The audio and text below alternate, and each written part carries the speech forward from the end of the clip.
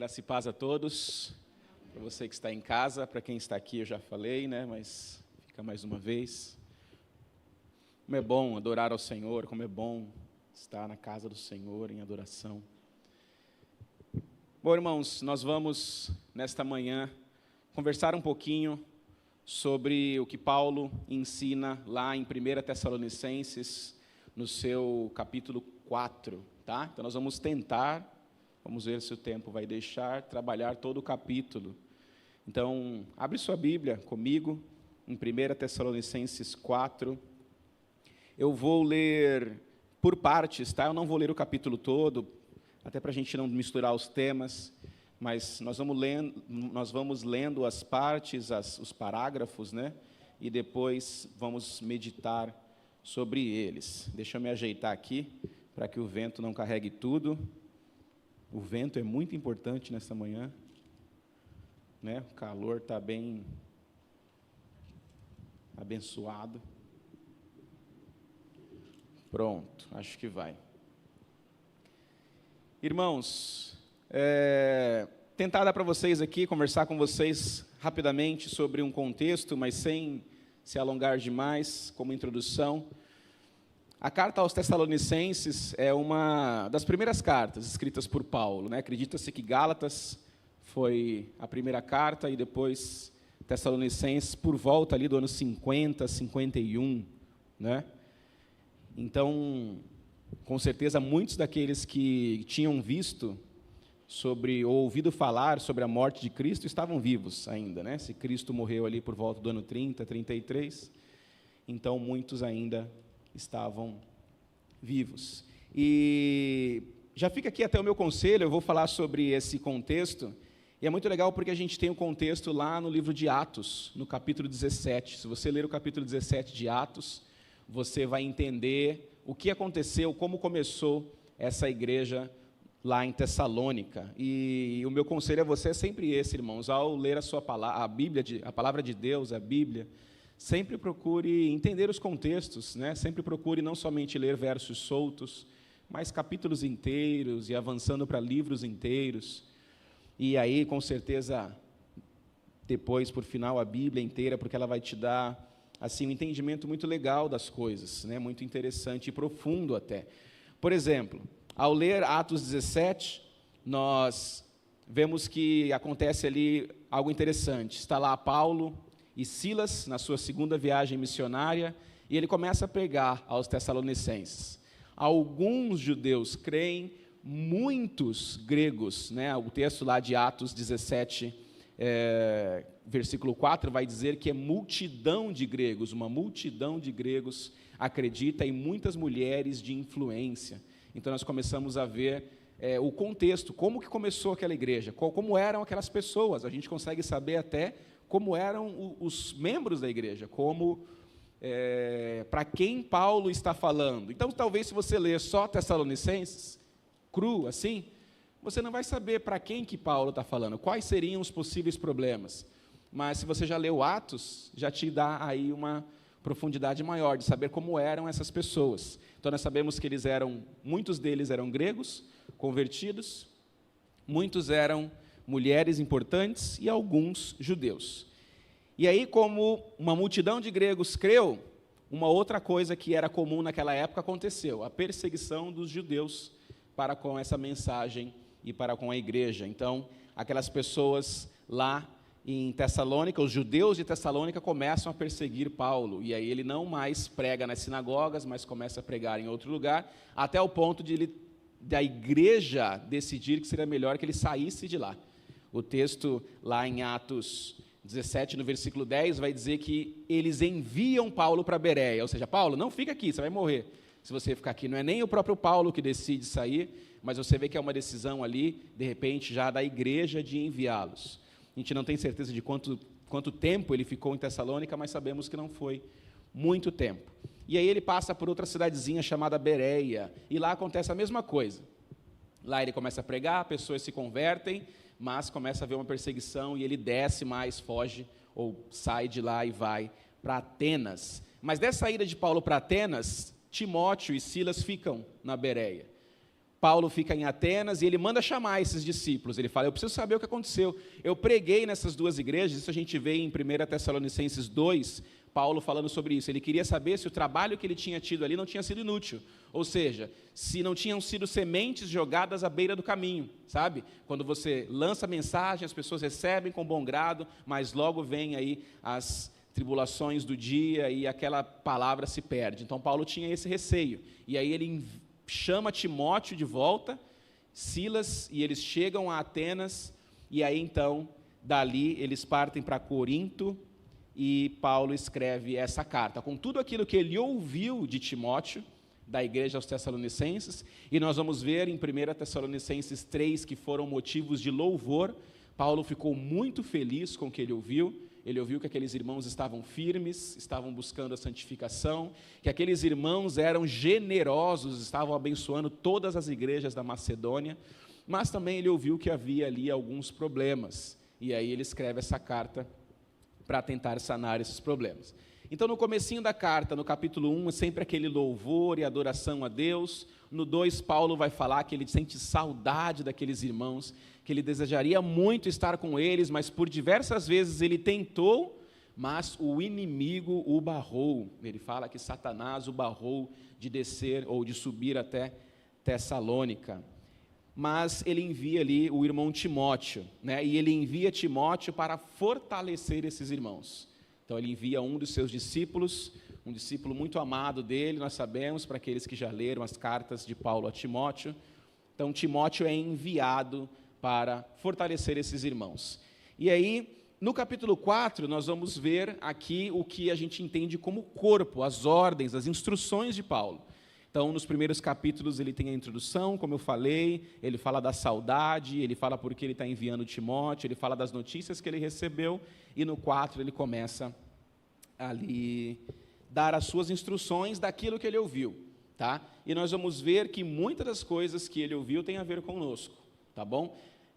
Separei aqui em 3 partes o capítulo, e trazendo como título para a gente da mensagem ficou essas 3 partes: santificação, amor fraternal e a esperança. Então esse é o nosso título da manhã. A primeira parte vai falar sobre santificação, nos versos de 1 a 8, o amor fraternal de 9 a 13, e a esperança da segunda vinda, ali nos versículos 14 até o 18. Então vamos ler agora Tessalonicenses 4, de 1 a 8, tá? Mas eu quero novamente orar com você nesse momento. O Wagner aqui orou por mim, e eu quero muito nesse momento orar para que o Senhor fale conosco agora, como igreja, né, com aqueles que estão em casa, com aqueles que estão aqui. Coloque o seu coração diante do Senhor. Meu Deus, muito obrigado por Tua palavra, Deus, que é a verdade, sabe, Pai? E muito obrigado porque o Teu Espírito Santo é aquele quem fala aos nossos corações e nos instrui sobre toda a verdade.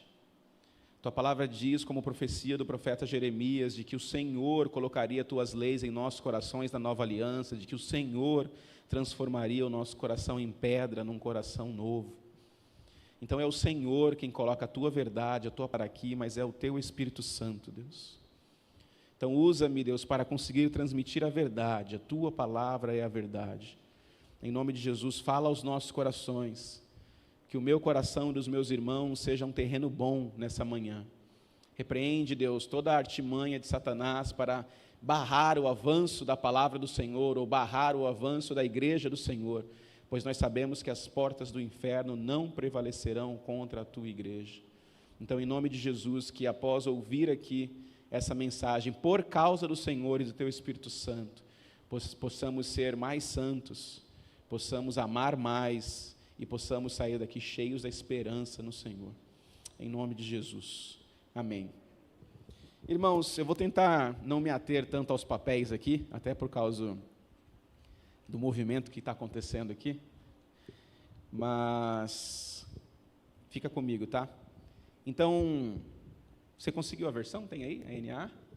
Amém. Então, a minha versão é NAA, se você puder acompanhar na tela, diz assim, versículo 1, capítulo 4 de 1 Tessalonicenses: finalmente, irmãos, pedimos a vocês, e os exortamos no Senhor Jesus, que assim como aprenderam de nós a maneira como devem viver e agradar a Deus, e efetivamente o estão fazendo, vocês continuem progredindo cada vez mais, porque vocês sabem quantas instruções demos a vocês da parte do Senhor, pois a vontade de Deus é a santificação de vocês, que se abstenham da imoralidade sexual, que cada um de vocês saiba controlar o seu próprio corpo em santificação e honra, não com desejos imorais, como os gentios que não conhecem a Deus, e que desta maneira ninguém ofenda nem defraude o seu irmão, porque contra todas essas coisas, como antes já avisamos e testificamos, o Senhor é o vingador, pois Deus não nos chamou para impureza, e sim para a santificação. Portanto, quem rejeita essas coisas não rejeita uma pessoa, mas rejeita Deus, que também dá o seu Espírito Santo a vocês. Irmãos, são textos profundos. Dá um conselho aí para você que está em casa, de repente está com criança pequena aí, você viu que tem um contexto ali que talvez seu filho não possa ouvir, então fique atento, tá? Já dando esse spoiler aqui antes, para não precisar tampar a orelha do seu filho na hora. Então, irmãos, ele começa aqui, né? Finalmente, irmãos. Ele começa com finalmente, mas a gente sabe que a carta não está acabando ainda, né? Está no capítulo 4, temos o 4 e o 5, mas é uma ideia de que ele vai começar um conteúdo novo, tá? Agora eu começo a falar para vocês uma coisa nova, então esse finalmente pode ser mudando de assunto, tá? Pedimos a vocês e os exortamos no Senhor Jesus. Então Paulo está pedindo, né, exortando, animando os irmãos no Senhor Jesus, assim como aprenderam de nós. Isso Paulo vai falar muitas vezes, irmãos, e é muito legal isso, a gente sempre fala sobre isso aqui, né? Assim como vocês aprenderam de nós. Muito cuidado hoje em dia, eu vou tentar já fazendo algumas aplicações enquanto interpreto, para a gente economizar até o tempo. Temos que tomar muito cuidado, tá, irmãos, quando você ouve alguma coisa nova por aí. Existem muitas pregações de internet hoje em dia, né? Muitos pastores diversos aí. E você muitas vezes pode ouvir uma coisa e falar, uau, que revelação. Pensa comigo, irmãos. Paulo, apóstolo do Senhor, quando ele escreve uma carta para os irmãos, ele fala, lembra daquilo que eu ensinei? Ele não tem intenção nenhuma de começar de novo uma outra coisa, de falar sobre uma coisa totalmente diferente. Então, fiquem atentos, coloquem os 2 pés atrás quando vocês ouvirem algo que soa muito diferente do que vocês já ouviram. Graças ao bom Deus, tudo que vocês têm ouvido aqui é Santa Escritura de verdade, de todos os pastores que têm pregado, sabe? É de Deus. Então, se você ouve algo estranho que fala, nossa, mas isso é um pouco contrário do que eu já ouvi o pastor Emerson, o pastor Wagner, o pastor Marcos, o pastor Alexandre, fique atento, irmãos. Procure um desses pastores, procure saber se isso que você ouviu é de fato algo que você deve aceitar antes de dizer o amém e levar aquilo para a tua vida. Porque Paulo não fez isso. Em vez de ele trazer algo novo, ele simplesmente disse, lembra daquilo que eu falei? Aquilo é verdade. Sabe o que nós vamos ver aqui, irmãos? Paulo reexplicando aquilo que ele já tinha ensinado, sabe? Porque algumas coisas os irmãos tinham entendido de forma errada. Então ele está falando aqui de novo, aquilo que eu falei quer dizer isso, não o que vocês entenderam. Então Paulo está explicando aqui mais uma vez. Então por isso que ele diz, aquilo que vocês aprenderam de nós. E o que foi que eles aprenderam? A maneira que eles devem viver. Uma maneira de viver para a glória de Deus. É isso que Paulo tentou ensinar a eles enquanto estava lá. E nós vamos ver durante o texto que Paulo fez isso não só de palavras, mas também com testemunho, com ação. E é que legal aqui, gente, na segunda parte do versículo 1. E efetivamente vocês o estão fazendo. Que bênção. E eu tenho certeza que os pastores, quando sobem aqui, eles têm essa paz também. Amém, pastores? Não sei, de saber que a igreja tem andado no caminho do Senhor. De saber que a igreja tem caminhado com o Senhor. Com certeza com suas falhas, com suas dificuldades. Mas podemos ver que a igreja está caminhando. Wagner, de repente, ao ouvir a palavra do Leandro ali na célula, né, Wagner? Dá aquele, nossa, a galera está entendendo. Os irmãos estão prosseguindo. Foi uma bênção a nossa última célula com o Leandro trazendo uma mensagem. Então é bênção de Deus poder ver que os irmãos estão efetivamente cumprindo a palavra do Senhor e estão fazendo. O conselho de Paulo vai ser: olha, prossigam nisso. Irmãos, de repente você tem alguns anos de cristão, assim como eu, né? Não sei, 2, 3, 10, 20, 30, 40, você tem uma boa caminhada. Irmã Maria deve ter uma boa caminhada já, né, irmã? Na vida cristã, muitos irmãos aqui já estão há muitos anos, e glória a Deus por isso. E sabe o que Paulo diz para nós? Continuem progredindo cada vez mais, que nenhum de nós tenha por orgulho o fato de estarmos no Senhor por muito tempo, mas que possamos estar humildes, entendendo que no Senhor nós temos sempre que crescer, sempre o que aprender. Paulo também vai falar que nós devemos seguir a Cristo e buscar imitá-lo até alcançarmos a estatura de Cristo. Irmãos, existe a possibilidade de nós aqui na terra sermos iguais a Cristo do jeito que Ele andou? Não. Perfeito como Ele? Não. Então o que Paulo quer dizer? Irmãos, busquem a santificação até o fim das suas vidas, ou até Cristo voltar.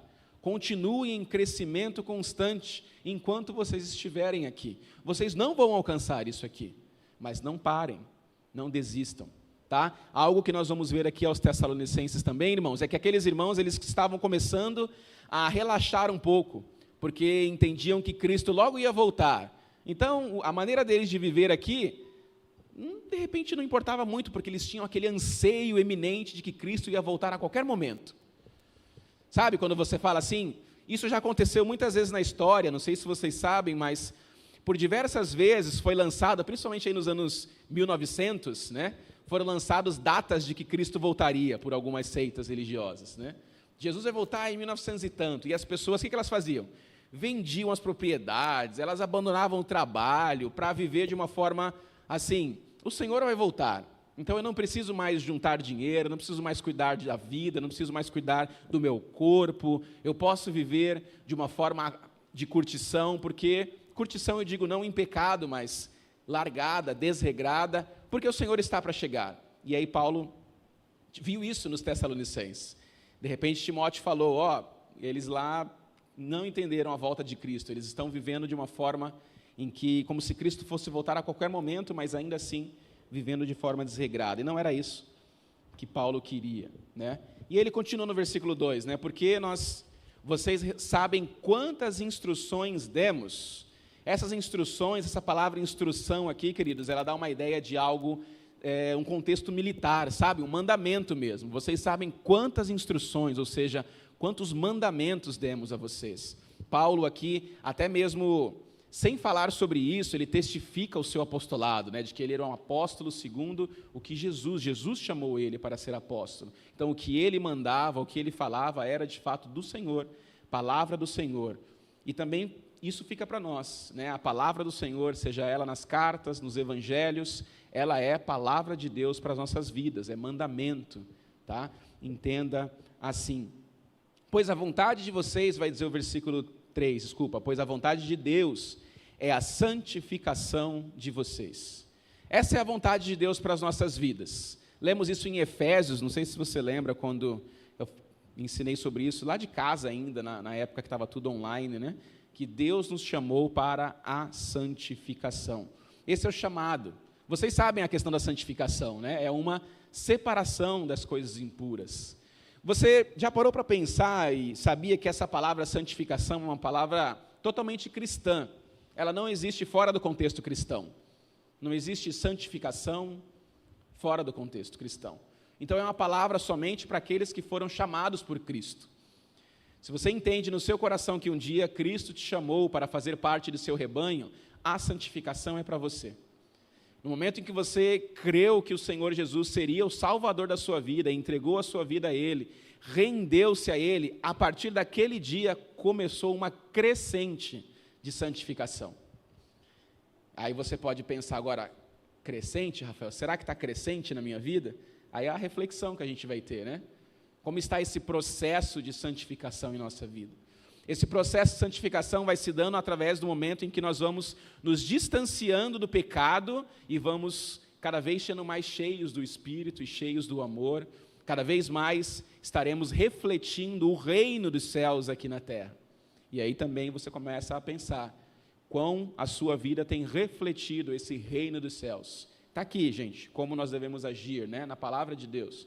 Como é esse agir segundo o reino. O pastor Alexandre pregou sobre isso há não muito tempo atrás, né? Corações ensináveis que agem segundo o reino de Deus. E é isso que ele diz para nós. E aqui Paulo vai enfatizar um ponto da santificação. Não é o único, tá, gente? Santificação não quer dizer somente viver longe da imoralidade. Mas aqui, por quê? Por causa do contexto. Lembra que eu falei que aqueles irmãos eram gregos? E os gregos, em seu passado, tinham essa dificuldade com a imoralidade. Era muito comum para gregos ter muitas mulheres, ter relações fora do casamento. Os gregos mais abastados, os mais ricos, tinham jovens meninos como seus servos, e eles abusavam desses meninos. Era muito comum isso naquela época. Mas Paulo vai dar essa instrução para eles: se abstenham dessas coisas. Fujam dessa imoralidade, tá? Então, muito provavelmente aqui, alguns irmãos ali estavam tendo dificuldades de largar essa velha vida. Daquela multidão dos gregos que creram, que nós lemos lá em Atos, provavelmente alguns deles não estavam conseguindo deixar para trás esta vida que eles tiveram anteriormente, né? Mas o Paulo instrui aqui que eles devem se abster da imoralidade. Aqui eu quero falar algo daqui. Até coloquei uma observação ali para conseguir lembrar. Talvez acho que até tenha falado.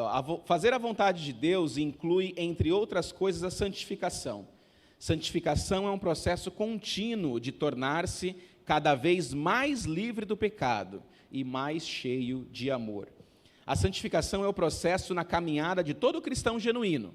Se é cristão de verdade, a santificação faz parte da sua vida. Tá? Não quer dizer que não haverá quedas, né? Quer dizer que haverá crescimento espiritual sempre, e depois da queda haverá sempre o arrependimento. Paulo enfatiza um ponto da santificação, por causa do contexto, né? Esse contexto de moralidade, ele aparece também em 1 Coríntios, vocês devem lembrar desse livro, né? Queria ler com vocês 1 Coríntios 6, 3 versículos do 18 ao 20, se a Michele puder pôr também. 1 Coríntios 6, versículos 18 a 20. Ele vai falar justamente sobre isso, de uma forma mais estendida. Olha lá, diz assim o 18: fujam da imoralidade sexual. Qualquer outro pecado que uma pessoa comete é fora do corpo, mas aquele que pratica imoralidade sexual peca contra o próprio corpo. Será que vocês não sabem que o corpo de vocês é santuário do Espírito Santo? E que está em vocês, e que vocês receberam de Deus, e que vocês não pertencem a vós mesmos, porque vocês foram comprados por preço. Agora, pois, glorifiquem a Deus no corpo de vocês. Irmãos, muitas vezes a gente tenta enfatizar essa palavra mais a homens, mas na verdade sabemos que homens e mulheres passam por essas dificuldades de imoralidade, de pensamento lascivo e de tantas outras coisas.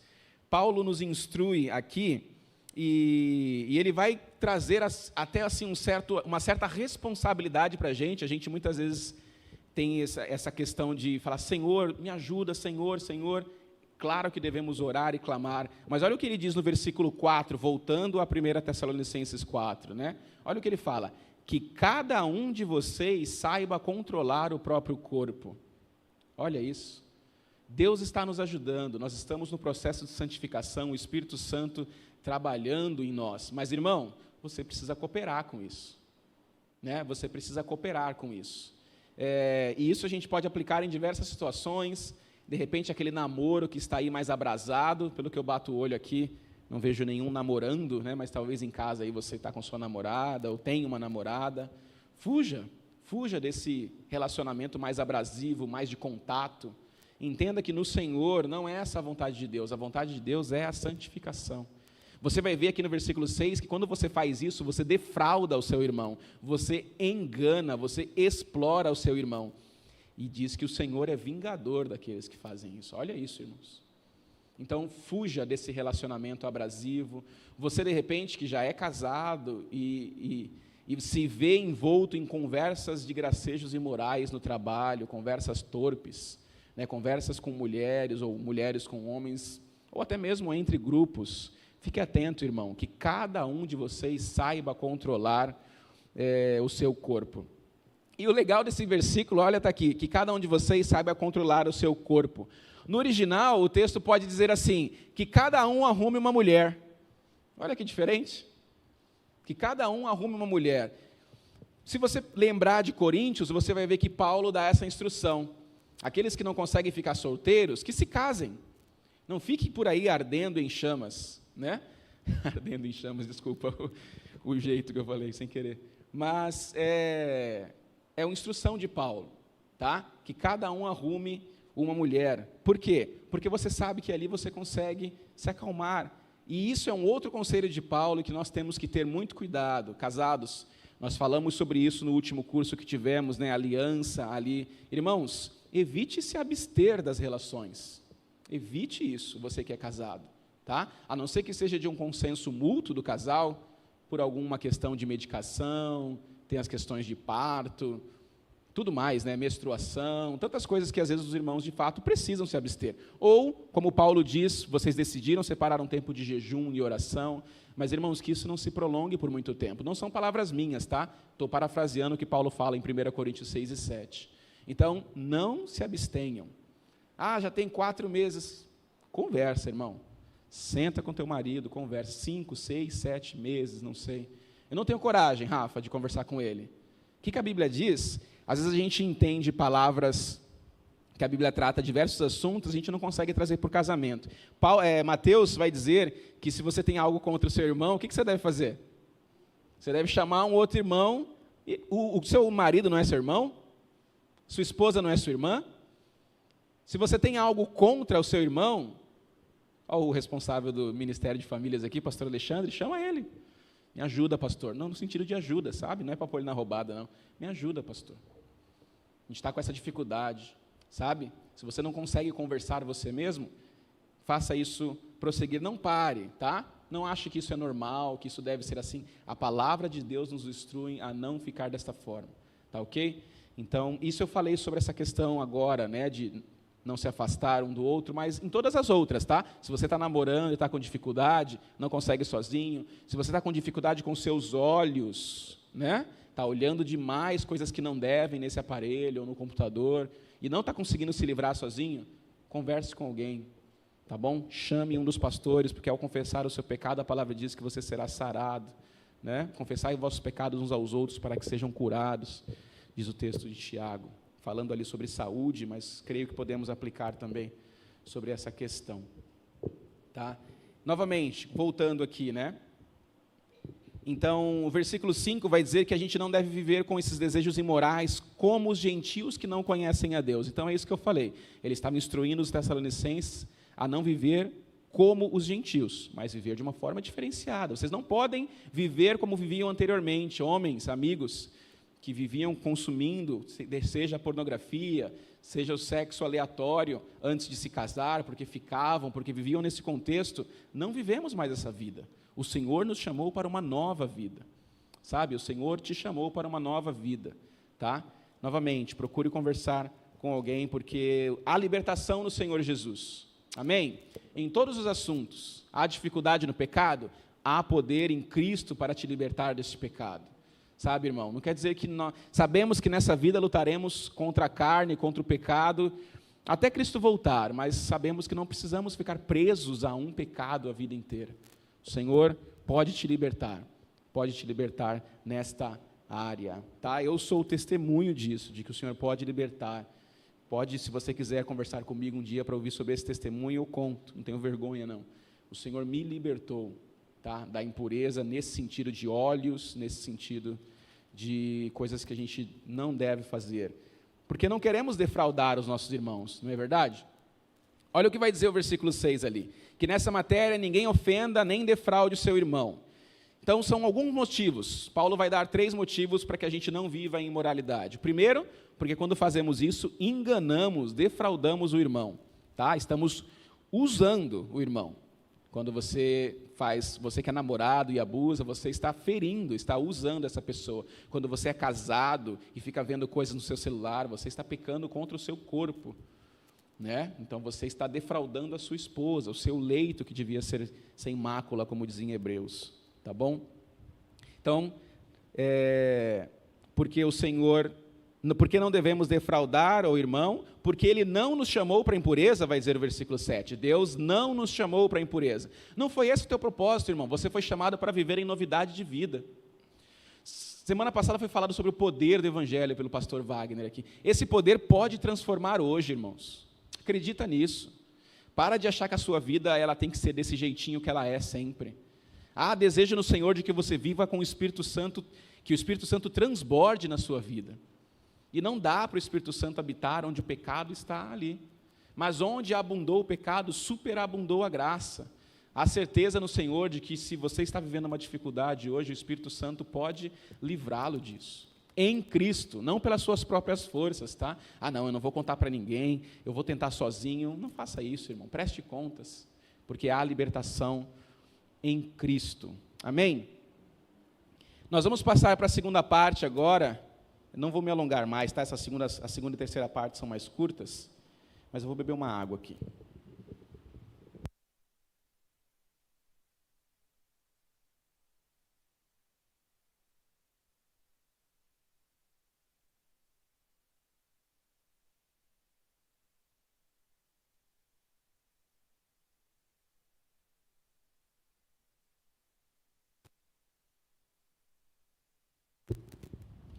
Versículos 9 ao 13, vamos ler. Quanto ao amor fraternal, não há necessidade de que eu lhes escreva, porque vocês mesmos foram instruídos por Deus a amar uns aos outros. E, na verdade, vocês já estão fazendo isso, em relação a todos os irmãos em toda a Macedônia. Porém, irmãos, exortamos a vocês que glorifiquem a Deus, que progridam cada vez mais, e se empenhem por viver tranquilamente, cuidar do que é de vocês e trabalhar com as próprias mãos, como ordenamos, para que vocês vivam com dignidade à vista dos de fora e não venham precisar de nada. Parece que quando você lê isso aqui, você fala, eu já ouvi isso nesse texto, né? Essa parte que ele fala aqui, ó. Cadê? Versículo 10. Vocês já estão fazendo isso. E depois ele fala, exortamos a vocês que progridam cada vez mais. Ele já tinha falado isso lá no começo, quanto à vida que agrada a Deus, né? Quanto ao amor fraternal, não há necessidade que eu lhes escreva, o versículo 9. Paulo tinha certeza de que o Senhor cumpriria a sua promessa que eu fiz aqui que eu falei na oração aqui de Jeremias, né? De que o Senhor colocaria a sua lei nos nossos corações, na nova aliança, de que ele nos daria um novo coração. Então ele está falando aqui, não há necessidade de que eu lhes escreva. Primeiro, porque o Senhor colocará em seu coração esse amor. Segundo, porque a igreja já está demonstrando esse amor. Olha lá, né? Na verdade, vocês já estão fazendo isso em relação a todos os irmãos em toda a Macedônia. A igreja de Tessalônica era uma igreja conhecida porque era uma igreja que ajudava, que colaborava, que ajudava financeiramente os irmãos da região. E louvado seja Deus por essa igreja. Quantos irmãos têm sido abençoados pela voluntariedade de vocês, né? Pela nossa voluntariedade. Assim como a Macedônia, São Vicente e muitos lugares já sabem quão abençoadora a Igreja Batista de Vila Joaquim é. E glória a Deus por isso. É uma igreja que abençoa os que estão perto, são pastores que não conseguem ver irmãos passar necessidade com razão, e glória a Deus por isso. Vocês já estão fazendo isso. Imagina se Paulo fosse escrever uma carta à Igreja de Batista de Vila Joaquim, ele escreveria isso. Você consegue entender como isso é bênção, você entender que você está vivendo aquilo que Deus chamou você para viver?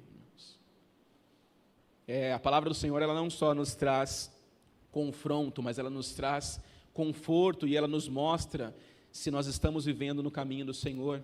E isso é uma verdade. Quando você vê irmãos que hoje podem ter uma casa melhor, né, irmã? Quando você vê irmãos que estão passando por necessidade, porque já estão idosos e a igreja está suprindo. Quando você vê irmãos recebendo cestas básicas, nós sabemos que estamos vivendo aquilo que o Senhor nos chamou para viver. Amém? Tenha certeza disso, louve a Deus por isso. Estamos no caminho certo. Estamos no caminho certo. E aí, qual é a instrução do Paulo? Tá bom então, fiquem por aí. Não é essa, a gente sabe disso. O que ele vai dizer? Essa palavra difícil aqui, que eu já enrolei umas 2 vezes. Progridam cada vez mais. Continua, irmão. Irmão, você está ofertando, você está abençoando, continua. Ai, Rafael, mas são só alguns que ofertam, outros não. Irmão, põe o teu coração diante de Deus, continua, seja forte. O que o Senhor chamou você para fazer, Ele chamou você para viver de uma forma que agrade a Deus. Continue tendo esse coração voluntário. E se você, de repente, por algum motivo, tem condições, mas tem tido o coração fechado a ser voluntário, se coloque diante de Deus. Pergunte ao Senhor como Ele quer te usar nessa área. Como o Senhor quer te usar nessa área. A igreja de Tessalônica era conhecida em toda a Macedônia. A igreja batista de Vila Joque é conhecida por ser uma igreja abençoadora, mas tenho certeza que ela pode ser conhecida por ser muito mais abençoadora, seja em nosso bairro, cidade ou nação. E você vai fazer parte disso, irmão. Você já faz e vai continuar fazendo. Então esse é o conselho dele. Progridam, continuem a abençoar. E aqui me chamou a atenção algo que não foi revelação de Deus, mas que eu nunca tinha prestado atenção. Rafael. Ele liga o versículo 10 com 11, não sei se está junto os dois aí, 10 e 11. Dá para pôr os dois juntos, será? Aí. Olha lá, que progridam cada vez mais e se empenhem. Professor de português aqui, gente. Quando tem esse ezinho aí, quer dizer que o assunto é o mesmo, certo? Não mudou. Está falando da mesma coisa. Se eu falar assim, eu gosto de arroz e feijão, quer dizer que eu gosto mais de um do que o outro? Não. Quer dizer que eu prefiro o arroz do que o feijão? Não. Quer dizer que os dois eu gosto. Então, quando o Paulo está falando ali, exortamos que progridam cada vez mais. Progridam no quê? No fato de vocês serem bondosos, generosos, tá? E empenhem por viver tranquilamente, cuidar do que é de vocês, trabalhar com as próprias mãos. Isso é sensacional, meus irmãos. O desejo de Paulo é que aqueles irmãos trabalhassem, que aqueles irmãos construíssem as suas casas, que aqueles irmãos tivessem do bom e do melhor, que aqueles irmãos cuidassem do próprio negócio, que aqueles irmãos prosperassem naquilo que fizessem e abençoassem a outros. Olha isso. Paulo não estava falando, venda tudo que vocês têm aí para abençoar os da Macedônia.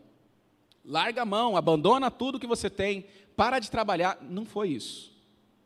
Sabe algo interessante? Pensa comigo, tanto aqui em Atos como hoje. Somos todos nós que somos chamados, no chamado específico, tá? Não estou falando geral. Somos todos nós que seremos chamados para sermos missionários em outros países? Somos todos nós que somos chamados a ser pastores em tempo integral? Não. O Senhor Deus quer usar você no seu dia a dia. Entenda o reino, meu irmão, entenda o reino de Deus. Pastor Wagner, você é melhor do que o Jeff porque você é pastor? Meu querido, será que Deus pode salvar vidas através da pregação do pastor Wagner aqui em cima? Será que Deus pode salvar vidas através do testemunho do Jeff no trabalho dele? Sim. Então, a maneira que vocês vão viver vai ser testemunhos para os de fora. Olha lá, no final do versículo, deixa eu ver qual aqui, que o vento carregou tudo, no 12, para que vocês vivam com dignidade à vista dos de fora. Para que vocês vivam com dignidade à vista dos de fora e não venham precisar de nada. Nós vamos ver que, ainda nesse tema, os irmãos de Tessalônica não entenderam muito bem a questão. Porque lá na segunda carta, Paulo está dando uma dura muito forte sobre isso. Porque tinha irmãos lá que ainda não queriam trabalhar. E aí Paulo está falando, aquele que não quer trabalhar, que não coma. Paulo é bem direto. Ele joga num sentido bem assim, pesado com eles e fala, quando eu estava aí com vocês, preguei o evangelho, eu estava trabalhando? Paulo fala isso. Eu trabalhei no meio de vocês, não fui pesado para ninguém. O que Paulo está dizendo aqui, irmãos? O fato de você ser cristão, ele faz com que você tenha uma responsabilidade ainda maior para com os de fora.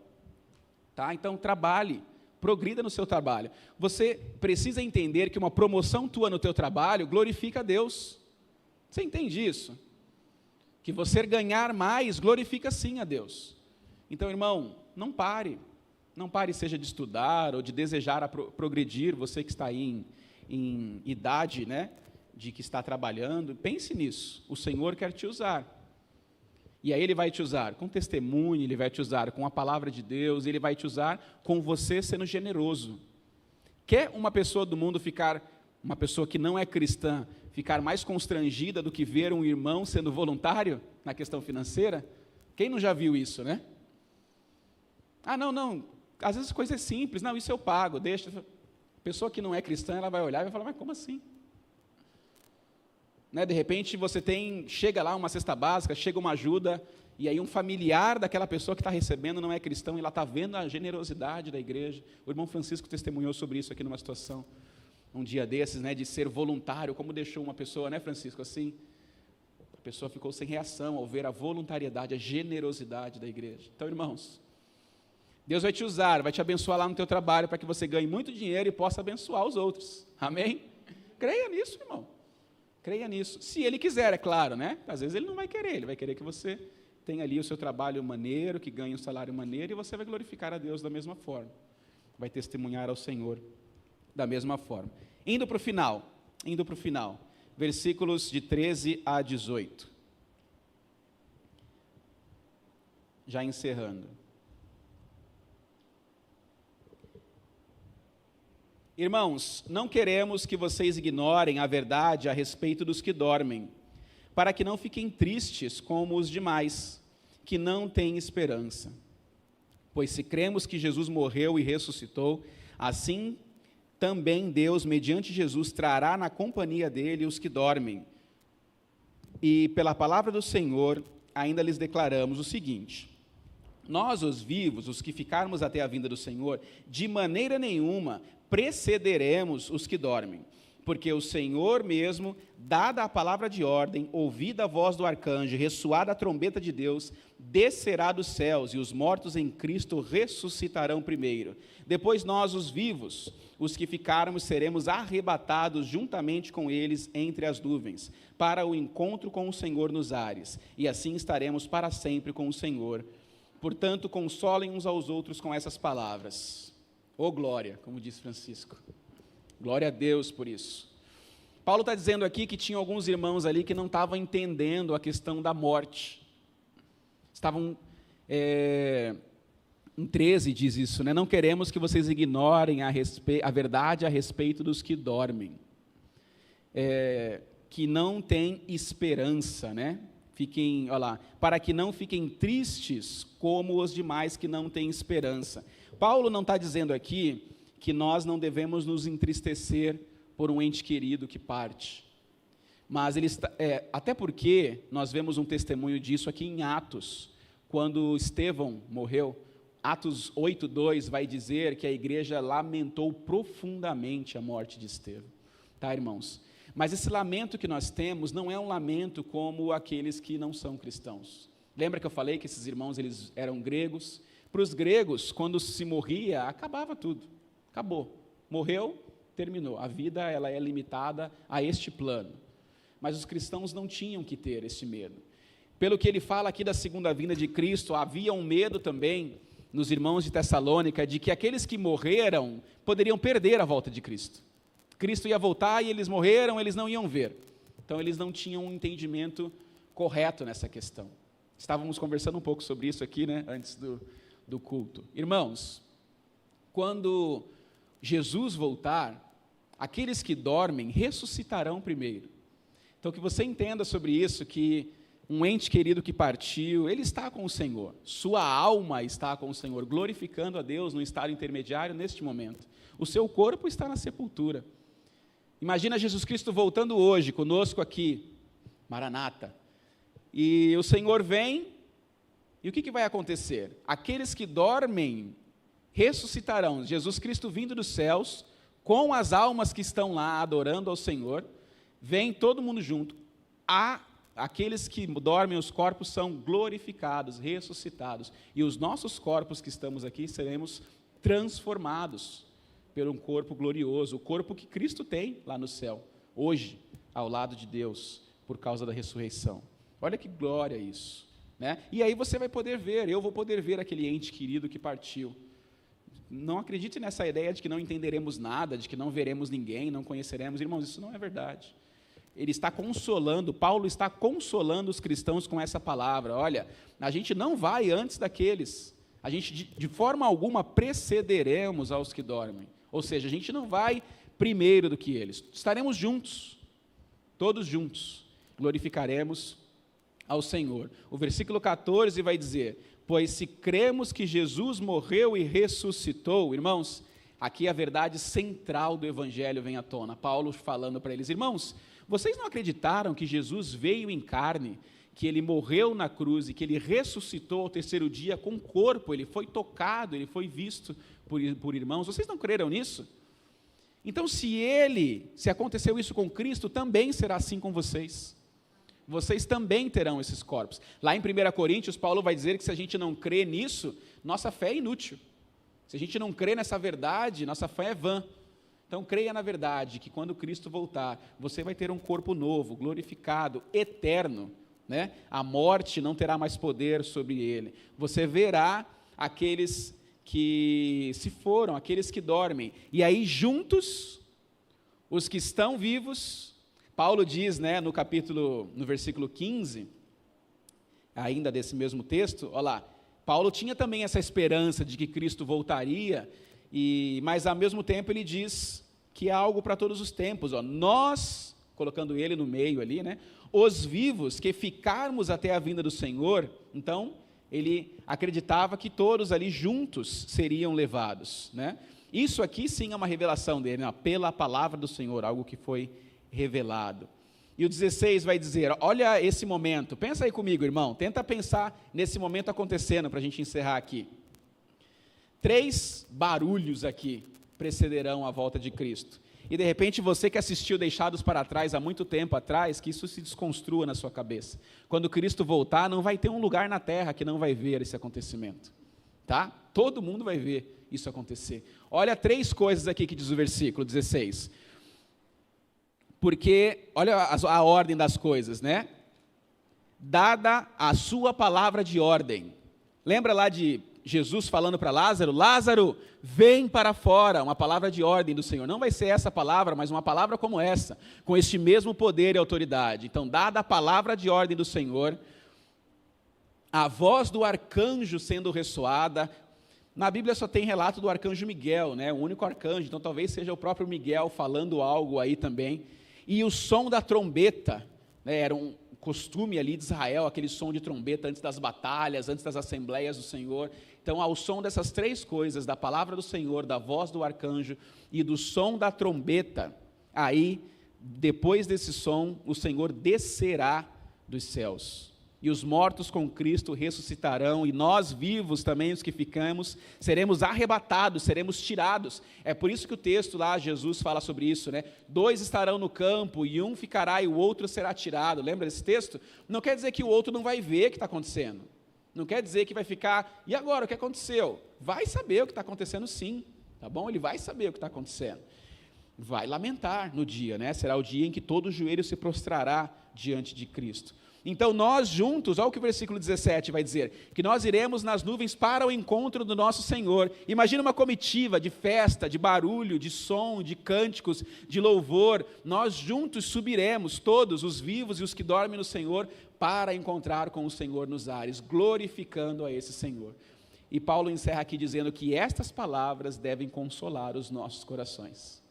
Se você está triste, se você está até mesmo de repente vivendo um momento de dificuldade, de depressão, saiba que essa palavra é uma palavra de esperança para mim, para você. Ou você está enlutado, né? Que esta seja uma palavra de esperança para o seu coração. Encontraremos os que dormem e juntos louvaremos ao Senhor. Vamos orar? Glória a Deus. Antes de você orar, relembre 3 pontos então, né? O Senhor nos chamou para uma vida de santificação. Amém? O Senhor nos chamou para amarmos ao próximo como Cornélio, como vimos na semana passada, com ações, sendo generoso, bondoso. Irmão, vocês têm feito isso, glória a Deus por isso, tá? E há uma esperança, esse nosso Senhor vai voltar, há de ressuscitar os mortos e glorificar o corpo dos vivos, e todos nós nos encontraremos nos ares com o Senhor, aleluia. Aguardaremos o julgamento, esperaremos novos céus e nova terra para vivermos na presença do Senhor eternamente. Louvado seja Deus por isso. Vamos orar, se os irmãos do louvor quiserem se juntar a nós. Esteja em oração nesse momento. Muito obrigado a Deus pela Tua palavra, Pai. Como Paulo disse aqui, Deus, que ele ensinava da parte de Deus, a Tua palavra não vem de mim, Deus, a Tua palavra não veio de Paulo, mas veio do Senhor, Deus. Teu Espírito Santo é que fala conosco, Deus. É Ele quem quer nos transformar, quem quer nos fazer viver um evangelho verdadeiro, Deus. E muito obrigado porque essa palavra tem sido pregada aqui domingo após domingo, Deus. Ajuda-nos, Senhor, em nome de Jesus. Ajuda-nos a viver essas verdades, Pai. A buscar a santificação, a buscar o crescimento espiritual em cada dia de nossas vidas. Ajuda-nos com nossa generosidade, porque muitas vezes somos falhos nisso, Deus. Eu sou falho nisso. Me ensina a ser generoso, a ter um coração generoso, Deus. Em nome de Jesus, toca em nossos corações como igreja, a sermos ainda mais generosos, Pai. E Deus amado, que em cada dia de nossas vidas não saia de nosso coração a esperança que Paulo tinha, de que nós, os que estamos vivos, ó Deus, se for vontade do Senhor voltar enquanto estivermos vivos, que assim seja, Deus. Glorificaremos ao Senhor nas alturas, junto com nossos irmãos que descansam, aleluia. Ó, vem, Senhor, que essa esperança console os nossos corações, e que ela seja o motivo da nossa pregação aos outros, Deus, de que a volta do Senhor é iminente, ela é real, Deus, ou até mesmo de que a morte pode acontecer a qualquer momento, e que nós precisamos nos render a este Senhor. Então nós rendemos o nosso coração a Ti, ó Cristo, em nome de Jesus, te louvamos e pedimos a Tua ajuda, ó Deus. Amém, Senhor. Amém.